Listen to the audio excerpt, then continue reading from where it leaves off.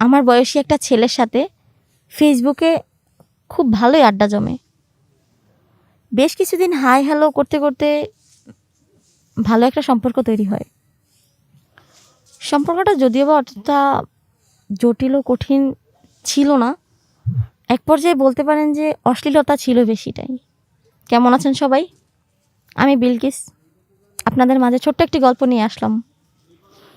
ভিডিওটা না টেনে ফুল ভিডিওটা দেখবেন আর আমার পাশেই থাকবেন। যাই হোক, কেমন আছেন সবাই?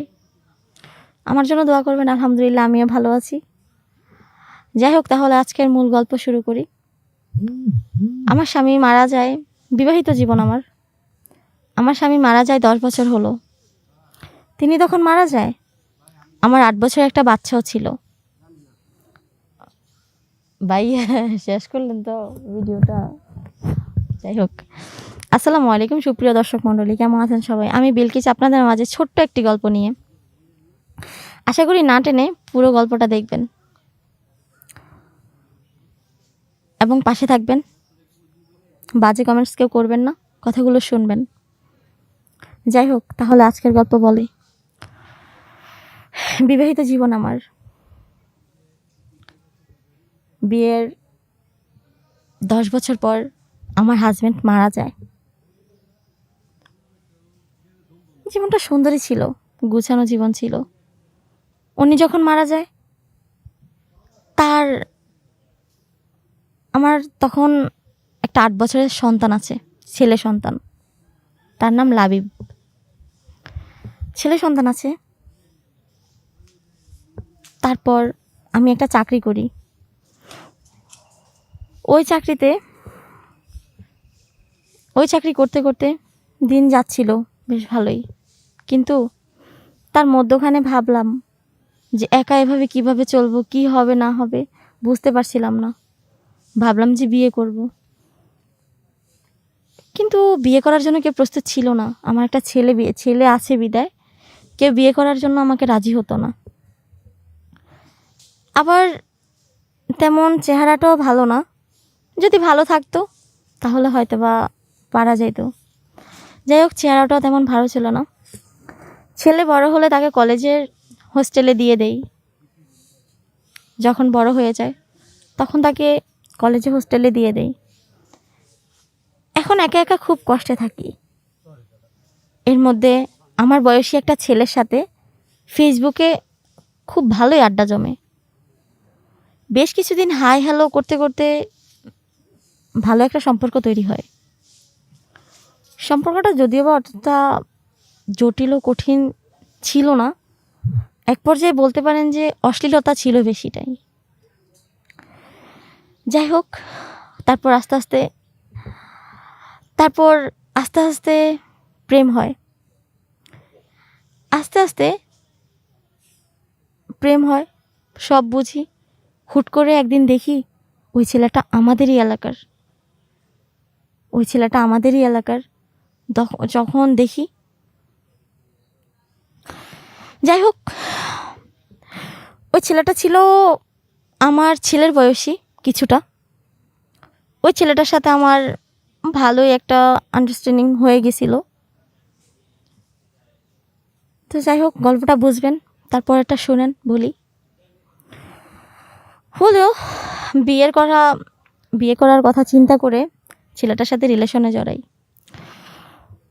তারপর আবার ভাবলাম যে আমারও একটা ছেলে আছে, বিয়ে করব কি না সেটা ভেবে ওই ছেলেটার সাথে এত কিছু না ভেবেই অনেকগুলো রাত কাটাই আমি।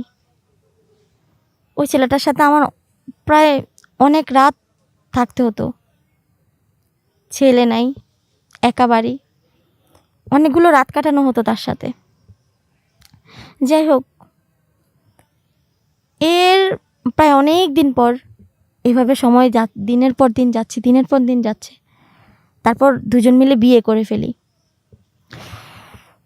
বিয়ের 3 মাস পর সে আমার কাছে শুধু টাকা চাইতে থাকে। প্রতিদিন কিসের এমন টাকার প্রয়োজন আমি জানতাম না।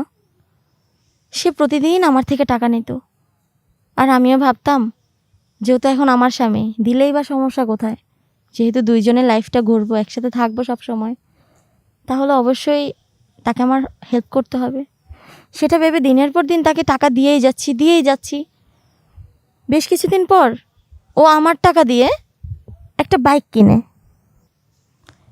ওই বাইকটা কিনে বেশ কিছুদিন পর আবার দেখি সে অন্য মেয়েদেরকে নিয়ে বাইক দিয়ে ঘুরতেছে। তখন আমি চাকরিতে যাইতাম, মাঝে মাঝে দেখতাম, কিন্তু অতটা সিরিয়াসভাবে নেই আমি, যেহেতু স্বামীটা আমার, বিশ্বাস রাখতে হবে, ওইটা ভেবে অতটা সিরিয়াসভাবে নেই। যাই হোক, তারপর দেখি অন্য মেয়েদের সাথে ঘুরতেছে। এভাবে আমার থেকেও 20 লাখ টাকার উপরও নিয়ে নেয়। নিজে যা চাকরি করেছি তার থেকে সম্বল কিছুই রাখিনি আমি। এদিক দিয়ে ছেলের পড়ালেখার খরচ, ছেলের হোস্টেলের খরচ সব কিছু দিতে হতো। অন্য দিক দিয়ে স্বামীকে বিশ্বাস করে সব টাকা তার হাতে তুলে দিতাম। আমার মাসের যে স্যালারিটা আসতো সেটা তার ফোনেই আসতো, প্রতিটা বেতন তার হাতে থাকতো। এতটাই বিশ্বাস করছিলাম। বললাম না যে অল্পতেই ভালোবাসা পেয়ে যায় সে কখনো এটার মূল্য দিতে পারে না। ঠিক তেমনই আমার সাথেও হয়েছে। মন প্রাণ দিয়ে ভালোবাসছিলাম, ভাবলাম হয়তো বা লাইফটা সুন্দরই কাটবে, যেহেতু আমার হাজব্যান্ড নেই। এতদিন পর একটা বিয়ে করেছি, শুধু তার মন রক্ষার জন্য দিনের পর দিন তার কাছে সব কিছু তুলে দিয়েছি আমি। আমার যা ছিল, টাকা পয়সা, ধন সম্পদ সব কিছু আমি তার হাতেই তুলে দিয়েছি। কারণ ভাবতাম যেহেতু দুইজন একসাথে লাইফটা সাজিয়ে নিয়েছি, বিয়ে করে ফেলেছি, তখন একসাথে তো আমাদের থাকা হবে, তাই ভেবে সব কিছু দিয়ে দিয়েছি। এর মধ্যে 20 লাখ টাকার মতো আমার থেকে নিয়েছে। আমিও দিয়েছি, নিয়েছে না, আমিও দিয়েছি। ওই যে বললাম বিশ্বাস।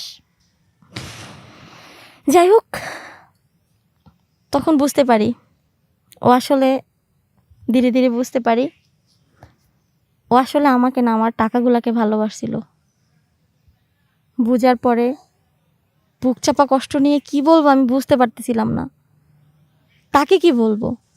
সে একজন ছেলে মানুষ, ছেড়ে যদি চলে যায়, ওইভাবে কিছু বলিনি। বেশ কিছুদিন পর যখন টাকা আরও নিতেছে, একটা মেয়ের সাথে ঘুরতেছে, সেটা নিচ্ছকে সামনে ধরা খেলো, দেখলাম মোটরসাইকেল নিয়ে ঘুরতেছে। চাকরি থেকে ফেরার পথে তাকে আমি দেখি। দেখার পর প্রশ্ন করলাম, এই মেয়েটাকে? বলে আমার গার্লফ্রেন্ড।